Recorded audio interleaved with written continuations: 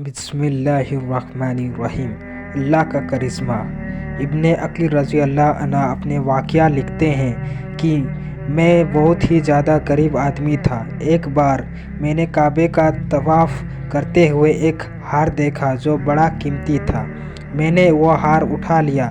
मेरे नफ्स कहता था कि इस हार को छुपा लूँ, लेकिन मेरे दिल का कहना था कि हरगिज़ नहीं, बल्कि दयानतदारी का था कि हरगिज़ नहीं, बल्कि दयानतदारी का तकाज़ा यह है कि जिसका हार है उसे मैं वापस कर दूं।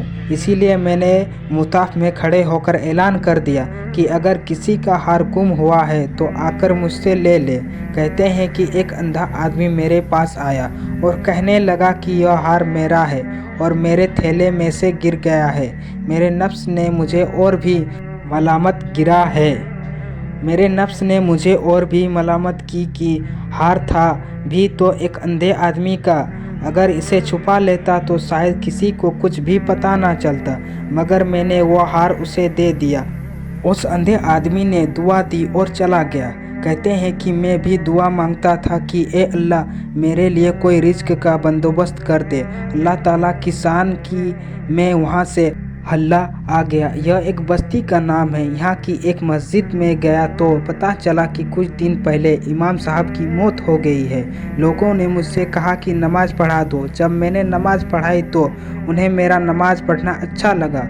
तो लोगों का कहना है कि तुम यहाँ इमाम क्यों नहीं बन जाते।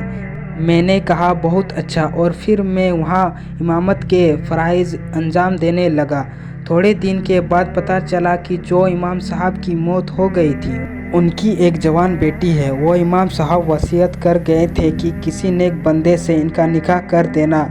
लोगों ने मुझसे कहा जी, अगर आप चाहते तो हम इस यतीम बच्चे को आपसे निकाह कर देते हैं। मैंने कहा जी बहुत अच्छा। तो उन्होंने उसके साथ मेरा निकाह कर दिया। शादी के कुछ दिन बाद मैंने अपनी बीवी को देखा कि उसके गले में वही हार पड़ा था जो मैंने तवाफ़ के दौरान एक अंधे आदमी को लौटाया था।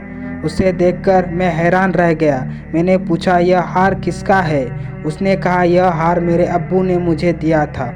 मैंने पूछा आपके अब्बू कौन थे? उसने कहा वो आलिम थे, इस मस्जिद में इमाम थे और आँखों से अंधे थे। तब मुझे पता चला कि उसके अब्बू वही आदमी थे जिनको मैंने वो हार वापस किया था।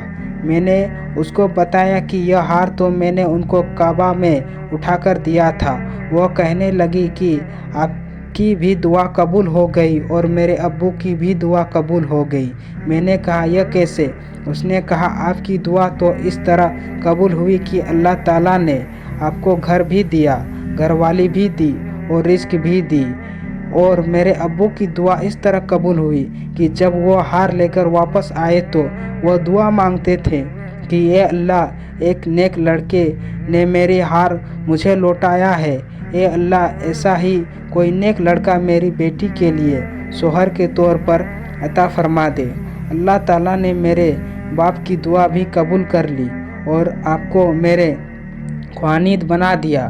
मुखलिस बंदे का काम अल्लाह ताला कभी रुकने नहीं देते, अटकने नहीं देते, बल्कि उसकी कश्ती हमेशा किनारे लगा दिया करते हैं। दोस्तों, आपको अगर वीडियो अच्छी लगी तो वीडियो को लाइक और कमेंट ज़रूर करें। साथ ही हमारे चैनल को सब्सक्राइब कर लें ताकि आने वाले वीडियो सबसे पहले आप तक पहुँचे।